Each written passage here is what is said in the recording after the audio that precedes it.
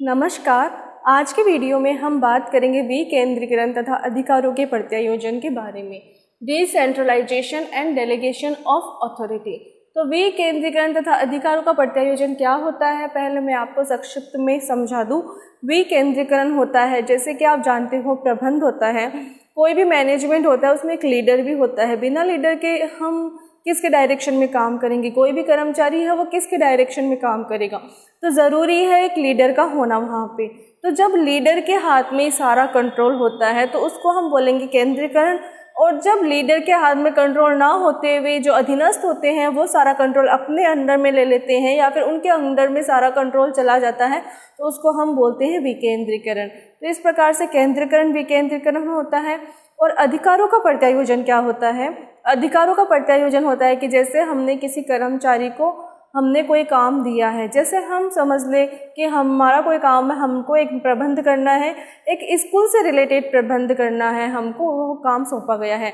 अब हमने क्या किया, अब अकेले हम सारा काम कैसे करेंगे? अकेले हम सारे स्टूडेंट को पढ़ा नहीं सकते, अकेले हम उनकी फ़ीस कंट्रीब्यूट नहीं कर सकते, अकेले हम उनको सारी फैसिलिटी नहीं दे सकते। उसके लिए हमने अलग अलग इंसानों को, अलग अलग कर्मचारियों को अपॉइंट कर दिया और उनको उस कार्य से रिलेटेड अधिकार दे दिए, तो उसको हम बोलेंगे अधिकारों का प्रत्यायोजन।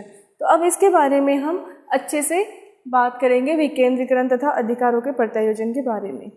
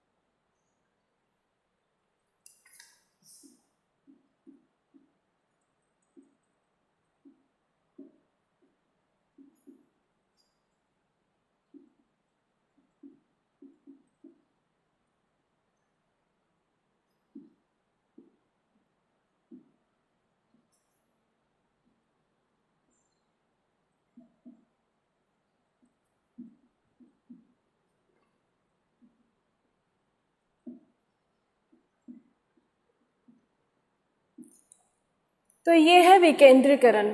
विकेंद्रीकरण क्या है? जैसा कि मैंने आपको पहले समझाया, उच्च स्तर से निम्न स्तर को अधिकारों का हस्तांतरण विकेंद्रीकरण कहलाता है। और विकेंद्रीकरण तब होता है जब उच्च अधिकारी निम्न अधिकारी को कार्यों का हस्तांतरण करते हैं तथा निम्न अधिकारी उन कार्यों से संबंधित निर्णय स्वयं लेते हैं, तो वो हो गया विकेंद्रीकरण। मतलब पूरा कंट्रोल होता है निम्न अधिकारियों के पास। अब हम इसको एक एग्जाम्पल से समझते हैं। जैसे कि ये एक उच्च प्रबंधक है, ठीक है, और इसके अधीन कार्यरत है व्यक्तिगण।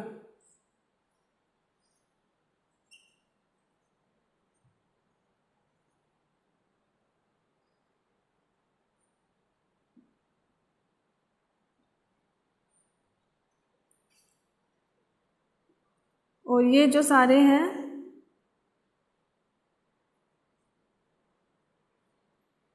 अधीनस्थ, लिख देती हूँ इनको, अधीनस्थ हैं। ठीक है।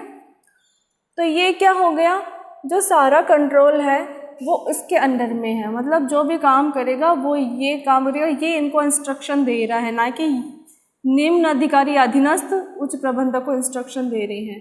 तो ये इसको इंस्ट्रक्शंस दे रहे हैं। तो ये हो गया पूरी तरीके से केंद्रीकरण, मतलब सेंट्रलाइजेशन। अब आगे देखते हैं विकेंद्रीकरण। तो विकेंद्रीकरण में क्या है, प्रबंधक तो ये रहा, उच्च प्रबंधक या उच्च अधिकारी। अब जो भी अधीनस्थ है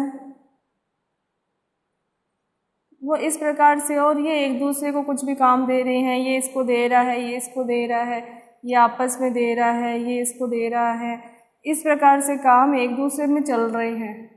मतलब कुछ नहीं पता यहाँ पे कौन उच्च अधिकारी है, कौन अधीनस्थ है, अपनी मनमर्जी चल रही है। तो ये क्या हो गया, ये हो गया विकेंद्रीकरण। तो इस प्रकार से केंद्रीकरण और विकेंद्रीकरण है।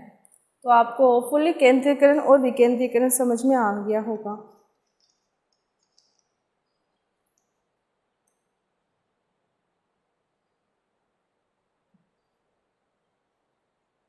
अब आगे हम पढ़ते हैं अधिकारों का प्रत्यायोजन।